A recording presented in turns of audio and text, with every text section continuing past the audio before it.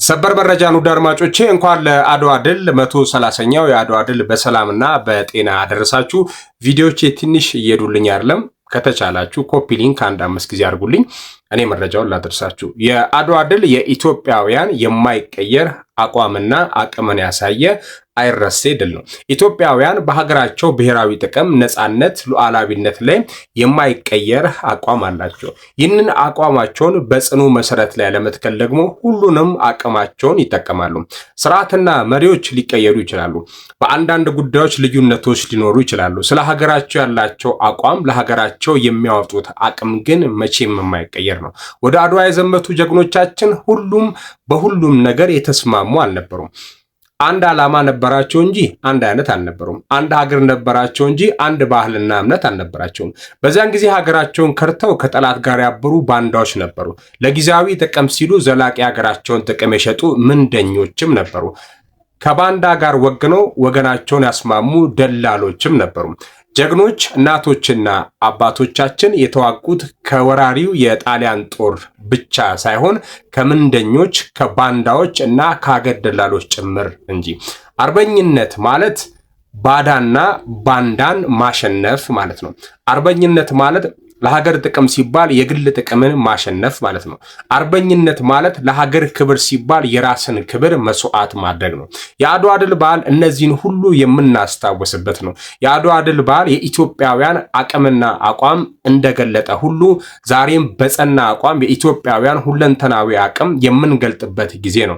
በግብርና፣ በኢንዱስትሪ፣ በቱሪዝም፣ በማዕድንና በዲጂታል ሀገራችን ያላትን አቅም መግለጥ ያለብን ሰዓት ነው።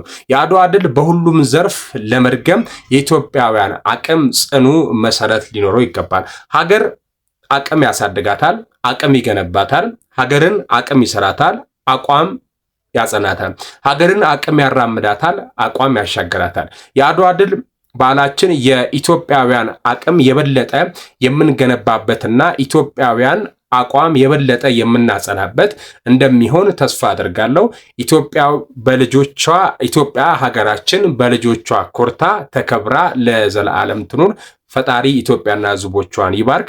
ጠቅላይ ሚኒስትራችን እዚህ ጋር በተደጋጋሚ አቅምና አቋም ሲሉ የሚጠቀሙት ቃል አለ። ትንሽ ላገዛችሁ ብዬ ነው። አቅም ስንል አቅም ማለት አንድ ነገር የማድረግና ያለማድረግ ብቃት ማለት ነው። አንድን ነገር ማድረግ ከቻለን አቅም አለን። ማድረግ የማንችል ከሆነ ደግሞ አቅም የለንም ነው።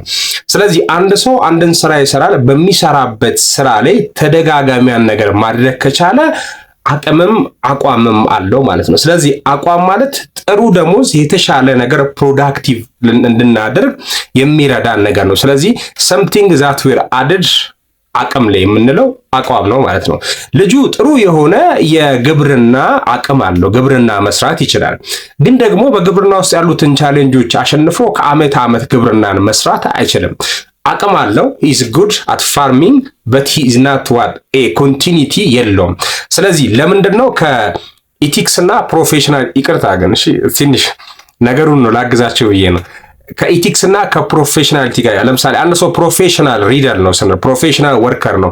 ፕሮፌሽናል የሆነ ሙያ ለምሳሌ ዶክተር ከሆነ ፕሮፌሽናል ዶክተር ነው ማለት ከሆነ ያ ፕሮፌሽናል ዶክተር ማለት ለፕሮፌሽኑ የሚመጥን አይምሮ ይዞ መዘጋጀትና በስሩ ያሉትን ዶክተሮች ለማብቃት መቻል፣ በሚሰራቸው ስራዎች በሚከፈለው ደሞዝ ልክ አለመስራት ኢቲክስን አሁን እዚህ ጋር ያካትታል ማለት ነው። ለምሳሌ 11 ሰዓት ላይ ስራ ይደወላል፣ ይወጣል። ፔሸንት እየገባ ከሆነ ወደ ሆስፒታል 12 ሰዓት ከሆነ ይሄ ሬጉላር ታይሙ 11 ሰዓት ነው።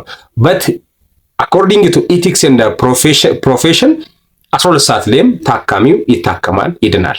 ሶ ኢቲክስን በውስጡ ያካትታል። ስለዚህ አቋም ስንል አንድን ነገር ሁል ጊዜ ማድረግ ደስ ሲለን ብቻ ሳይሆን ደስም ሳይለን ሲደክመን ብቻም ሳይሆን እንዲህ ደብሮን ምናምንም። ለምሳሌ ተማሪ ከሆናችሁ የምታጠኑት ደስ ሲላችሁ ብቻ አይደለም፣ ደስ ሳይላችሁ ነው።